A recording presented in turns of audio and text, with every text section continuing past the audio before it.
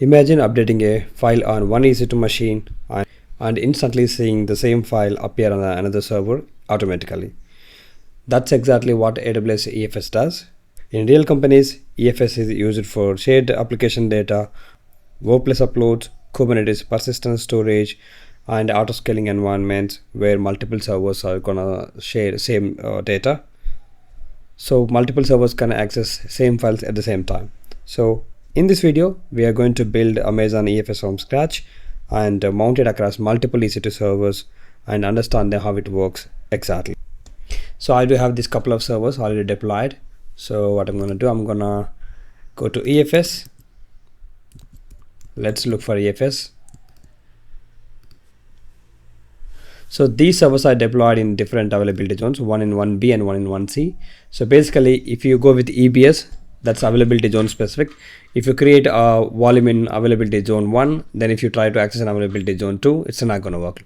So but with EFS, it's going to have a regional scope. So if you create that in that region, so you can available in that inside that VPC. Even you can access this from different VPCs as well, in different zones, even in different accounts as well. But they need to have VPC peering in it. I'll show you. So first let's check with this one. So let's click on create file system, and then let's say Nginx data. So choose your VPC. Here you can go with the recommended settings. So you can see throughput mode, elastic, yes, and you can see all of these options. So if you want to customize, you can click on customize option. So this way you can see it's a regional scope and one zone. So if you want to put this in one availability zone, if that one availability zone goes down, you want to have high availability. So if you go with the regional, so it's gonna spread across availability zones, so you can have high availability. So here you can choose backup if you want. So I don't want any backup, so I'm just gonna uncheck it. So this here, let's go with none. This is where you can it's gonna transition your objects into different storage classes. So we have already seen that in S3. So I don't need any transition. So even you can check enable encryption at rest. If you need more throughput, you can go with enhance, and then if you don't need, so you can go with bursting. So it's gonna give basic performance requirements. And here you can choose elastic if you have unpredictable workload, and then otherwise you can choose provisioned as well, so you can give throughput in this range. So I'm gonna go with elastic recommended. If you go with EFS, you don't need to specify how much storage you need. Basically this one is going to scale out and scale in as per your data.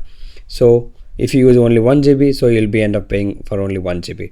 But in case of EBS, you need to specify how much storage you need, and then you need to format it, and then you need to create a file system, you need to mount it. And if you have to increase the size, then you gotta go to modify it. Again, you need to follow commands.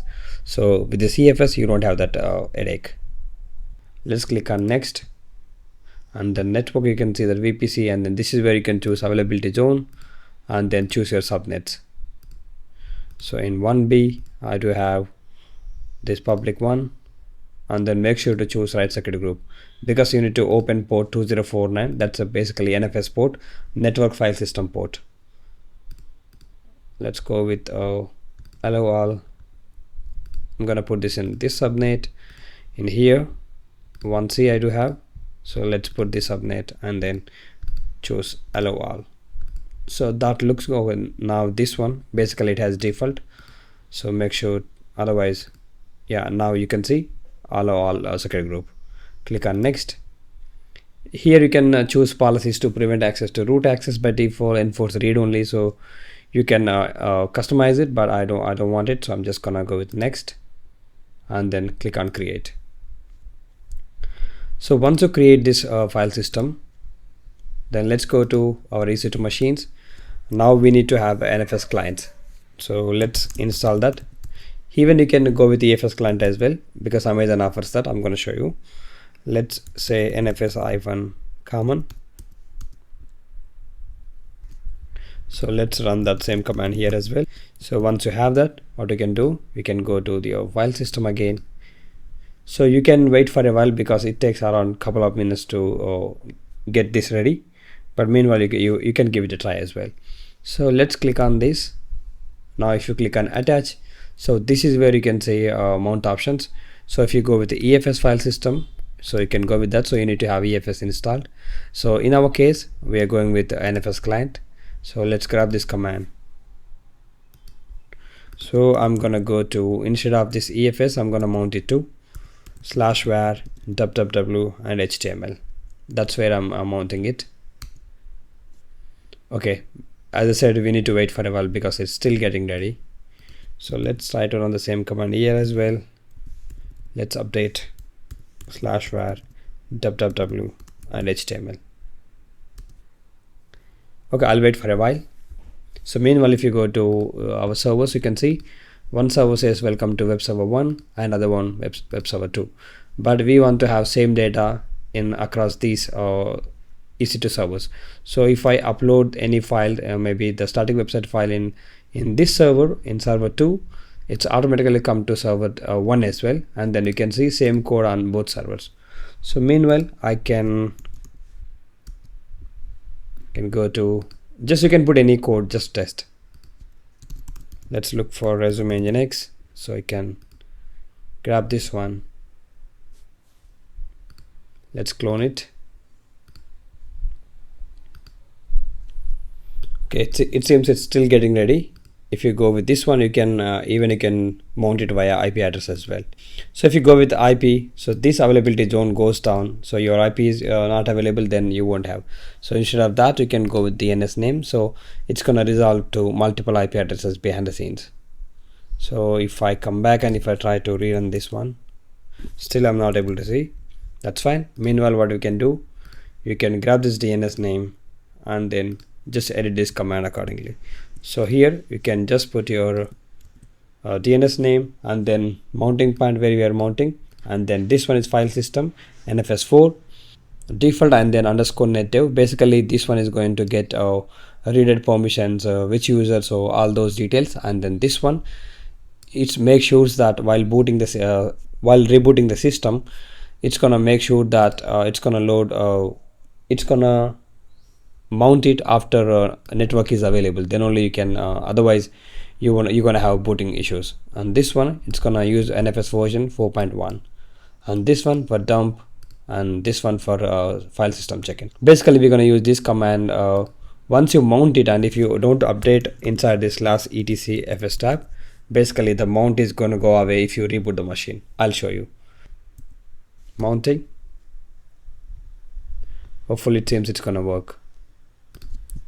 Yeah, it's been mounted now. So if I go back here, let's rerun the command, just mounting one. Yeah, that's been mounted. If I run df-h, you can see mounting point. So this is the file system and it's been mounted at this location. Even you can run the same command here as well. So now what I'm gonna do, I'm gonna run command watch ls-l. I don't see any files, but if I go to this directory, let's say if I create something, maybe if I, let's say test,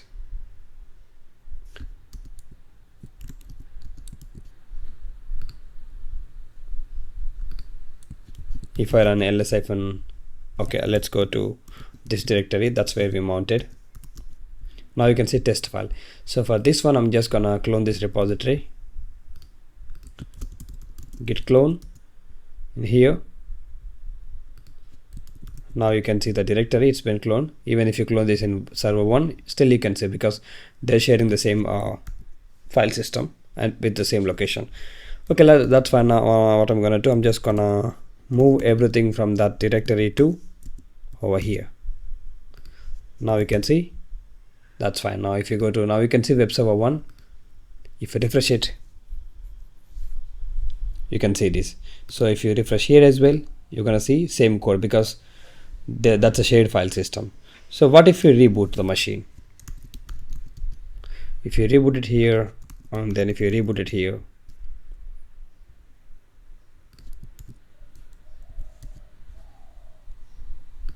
so these are rebooted now. If I run the command df-h, now you don't see that mounting here as well because you need to update that in fs tab. So if you go back and refresh it, you don't see that. So you're going to see the old code. So for that one, what you need to do, you need to run this command. Now let's open that VS FS tab,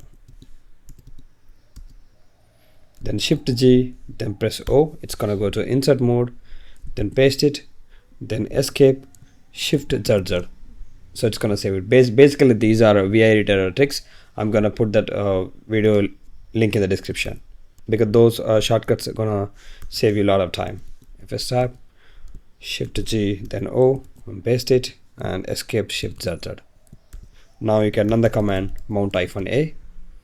So you made some changes, so you need to reload the systemctl daemon reload. Let's run that here as well. Now before that, let's check we don't have mounting, but you're gonna run mount-a, so it's automatically gonna mount from FS tab configuration. So if you run df-h now you can see. Let's run here as well. Now you can see, if you go back and refresh it, now you can see on the same on other server as well, you're gonna see. Now let's go to VPs in different region. So I'm gonna, even you can create in the same region, maybe different region in different account as well. It's gonna work, because for that one you need to have VPC peering, as I said. So let's create a VPC. Let's click on VPC and more. Let's say Mumbai, and then make sure to have different CIDR range, otherwise you're gonna have overlapping. Then the VPC peering doesn't work. That's fine. I just need one availability zone, one public server subnet. I don't need any private subnets. Make sure to enable this DNS host names. Click on create VPC. So once you have this VPC, then let's deploy a server. So let's go to EC2. So I'm running this on different region, right? Just to show you. Even you can try on different accounts as well. So let's say Mumbai server, apt Ubuntu. Then I'm gonna go with T3 medium.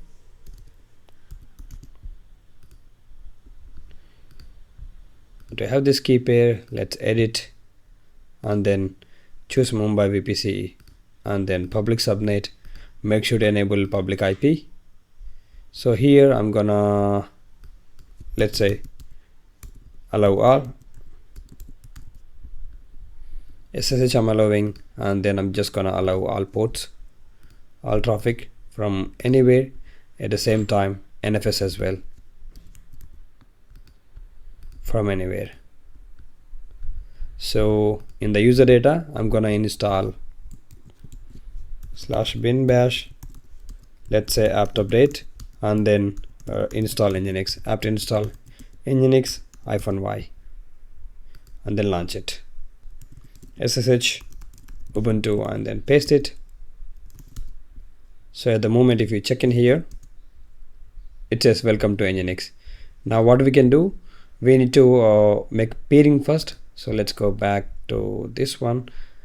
Let's go to VPC. So establish a VPC peering, because if you try to mount this one, let's see, if I run this history. So let's grab this command on this server.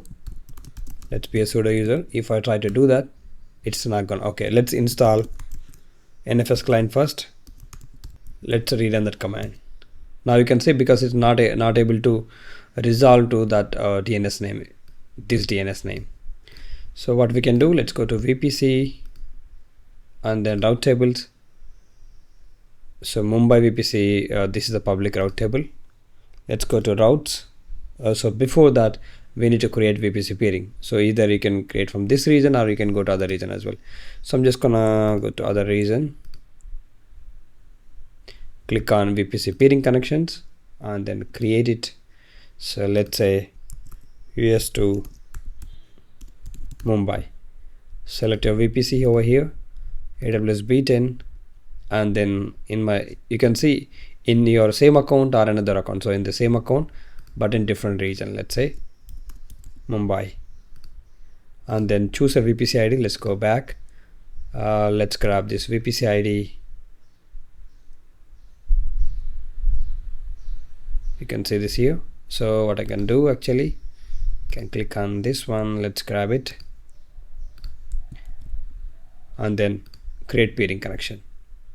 So once you do that, if you go to peering in other region, so you need to accept it. Now you can see, let's accept it. So we just accepted it. Let's go to route tables again and then update the values. Let's go to routes, edit routes. So we need to provide that other VPC cider range 192.168.0.0/16, and then choose VPC peering connection, and then choose that. Click on save changes. So we need to do the same thing at other end as well. So let's go back here. AWS beaten public route table, this is the one. Click on that, edit routes. Now actually we tested this, we need to remove it. So when you see black hole, that means that connection, we don't have that connection. So let's put that 10.0.0.0/16, that's a Mumbai's VPC range. So let's go with peering connection and then choose that. Now save changes. Even I can give it a try. What I can do, I'm gonna try to connect it to this machine 192.168.4.135. okay, 192.168.4.135. See, I'm able to reach it now. Of course I don't have that key, that's fine, but at least it shows that I was able to reach it. Now let's rerun that mounting again, as I'm not able to resolve it. So what I can do actually, first let's grab this machine's public IP. Let's go to EC2, that's in Mumbai. If you put that here, let's see. At the moment we can see welcome to Nginx only, but let's try to mount this one via a IP address instead of this DNS name. So what we can do, let's make use of this IP address, just any one of the IP addresses, because we already do have peering. So I'm just gonna grab this one. So let's rerun that mount command, but this time I'm just gonna remove this this one with DNS name with IP address. I'm just gonna replace it.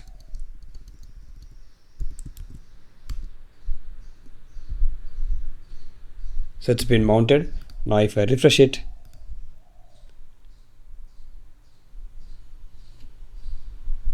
now you can see it's gonna work it, but you're gonna have a bit of latency because that EFS created in different region. So for that one, AWS is going to recommend us to use a replication. So instead of going with IP addresses, we can create a replication. So if you click on create replication, so what we can do, you can create a new replication in that Mumbai region. So once you created the here, so it says choose a destination region. So we want to create a Mumbai. So let's look for AP South 1, let's say Mumbai, and then here you want to have one zone or regional. So I'm gonna go with one zone, let's say, and then choose your availability zone. If you want encryption, you can do that. If you want to create the replication, so click on that. So if you go to Mumbai now, let's look for EFS. So basically you can use this replication for disaster recovery as well. So now you can see you can have a new EFS file system. So it's you're gonna have the same data in this. If you check in here, total size 6 KB here. So if you check this one here, it's 14.13, but it seems soon you're gonna have that data replication over here. So you can see it's replicating. So once it is done, you can see the data over here as well. So that's how you can use replication, and that's all about EFS. Thank you so much for watching.